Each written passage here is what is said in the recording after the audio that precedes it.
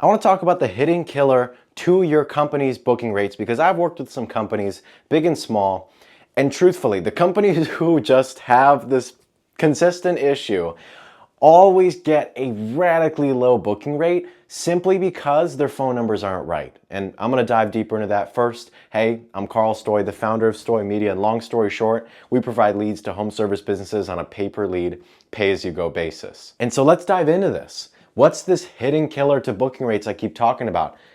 And honestly, unless you're willing to fix it, and truthfully, you can't actually find out this issue until somebody tells you, or unless you're actually tracking your booking rates. If you're not tracking your booking rates and nobody ever tells you, you're probably never ever going to find out. And so all you're going to do is just end up running through lead vendors and being like, why am I getting a 5% booking rate? Why are these people never turning into appointments? And so this is actually the issue. And it's probably going to shock you, but it's actually spam labels. See, it goes honestly without, you just will never be able to tell it. Your phone carriers are never going to tell you when you start showing up as spam, but you're going to find out because nobody's going to start responding. Nobody responds to spam calls anyways.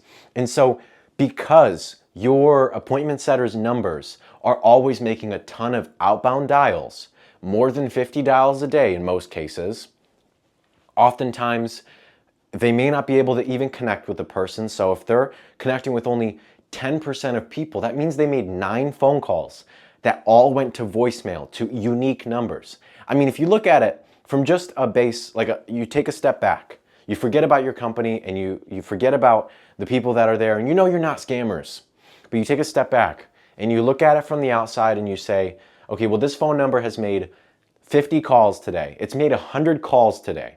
By the way, the max you should be doing is 50 calls a day per number, all spread out. But you look at it from further back and you say, okay, this number has had 100 calls. 90 people, 90 unique numbers that have not been called today. 90 unique numbers went straight to voicemail. Nobody's answering. And they made 100 calls today. From the outside, you're going to say, this is definitely a scam. Like, nobody's answering this phone number, so clearly people don't want to talk to this person, and there's definitely a reason. And so if you ask the question when it comes to your own phone numbers, why aren't they marked as spam? Well, it's because you make regular phone calls. The more your appointment setter's numbers look and act like a regular phone number for a regular person, the higher likelihood that they're not going to get marked as spam. But because you most likely have a dialer that consistently makes calls every 5 seconds, just consistently, it's a pattern. Consistently, every 5 seconds, a new phone number is rung. And most phone calls or most conversations are less than 10 minutes. What can you expect? You can always expect for it to consistently show up as spam because from the outside, your phone carrier, your phone it looks like a call center. It looks like a fake scam call center. And so if you are getting marked as spam, you could realistically see, you could honestly go from like a 30% booking rate to a 5% booking rate overnight. And there's a couple things you can do to stay out of this, but this all really depends on what dialer are you using and how are you calling people. What times are you calling people? How many times are you calling people? Are you rotating phone numbers? What are you doing?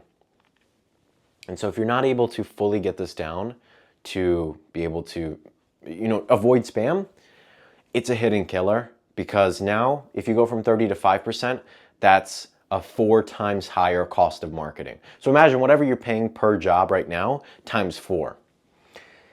And that's not good. But let's now talk about tactical ways to actually remove these spam labels. Number 1, you need to have good software. If you're using Go High Level and you're buying those $15 a month phone numbers from Twilio, that is not a good phone number. There are way better phone numbers called P2P, which is essentially the same routing system that your mobile phone uses.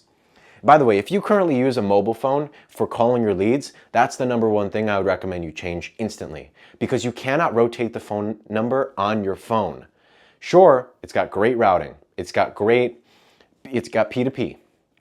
But you can't rotate that phone number. You can't change it if something goes wrong. If you get marked as spam, nothing changes. Nothing changes if your phone number gets marked as spam. So you need to be using, number 1, you need to be using software. Number 2, you need to use good software There's great dialers like Dialer.io, Convoso, Five9. There's way more. I can't name all of them. I don't know all of them. But those three are pretty good softwares, and they're not going to be cheap. But if you can get your booking rates from 5 to 30%, like I mentioned earlier, that's a way better saving than just continuing to use Twilio numbers. We'll just stick to the dollar numbers. It's fine. I don't care about the booking rate. That's fine. But your competition does, and your competition is going to book all of your appointments. So number one, you have to have good software. Number two, limit calls to 50 dials a day. And it has to be a regular cadence. So another issue, cadence. If you make all of your calls from 8 to 10, 5 seconds apart, consistently, 5 seconds apart from every single dial, as soon as a number drops or as soon as you hang up or whatever happens, within 5 seconds you're automatically ringing a new person. That is a cadence that is going to look like a robot. You want to look less like a robot. If you look through your own call logs, for example, like on your personal phone, there's a high likelihood that your calls are at random times apart. So you may make a call in the morning, and then you may make a call in the afternoon, and you may make a call a couple hours after that, and it's just really irregular. And that's the point. It should be irregular. Your dialer, whatever, it all goes back to the software. Whatever dialer you're using should have a odd cadence. The cadence should change every single time you make a dial. It should change every single time. So if you're making the same number, call 100 people. If you and your entire department are all sharing one number, it doesn't matter who you are. It doesn't matter if you're United Healthcare, if you're the biggest healthcare, biggest insurance, biggest debt settlement, biggest roofing company. It doesn't matter. The phone carriers do not care. They do not care. And you will get marked as spam. So you should not be using the same phone number. There should be also two different numbers. You need to split your numbers. Split your numbers. You have to have an SMS number and calling. I know it's getting a little wonky, but you need to have one number for SMSing people and one number for calling leads. Because when your phone number for calling leads gets burnt, which means it starts showing up as spam, you need to be able to just switch that number out. But if that number gets burnt and it's also been sending SMS, now that number that's been sending SMS, you also need to switch out. So it's best to just have one number that's consistently sending text messages to your leads and another number that's going to be making those calls. And you need to have a warm-up process, which is in your software. If you're using Go High Level and you're actually running a serious call center, you're not just doing, some whatever, you're just, I'm just gonna give it a shot, or I'm just looking for an all-in-one. Go High Level doesn't have those features because it's an all-in-one CRM. And yes, it's a great start, totally great start. Numbers are cheap, and you're able to consistently churn leads. Yeah, that's fine. Just replace your numbers every single week or every single month and just replace brand new numbers that if they get marked as spam, you're good. And there's certain videos out there so where you can remove those first initial spam labels. You go in Haya.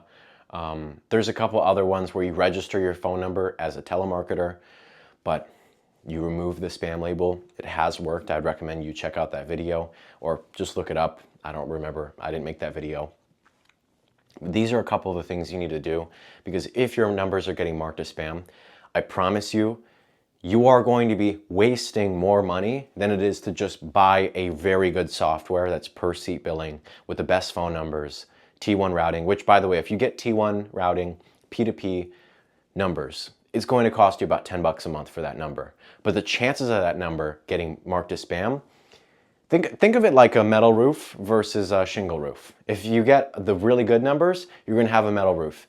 Eventually it's going to wear out, but it's going to be 50 years down the line. If you have a shingle roof, it's cheaper, but it's going to be like 10, 15 years, 25 years until it burns out. So it's like you can pay more for the good one that's going to last 50, or you can pay $1.15 a month for the one that's just going to break as soon as the first, or that's going to be ruined by the first hailstorm. So I hope that makes sense, and I really hope that you look into your calling systems because if you've had a radically low booking rate, you need to watch this.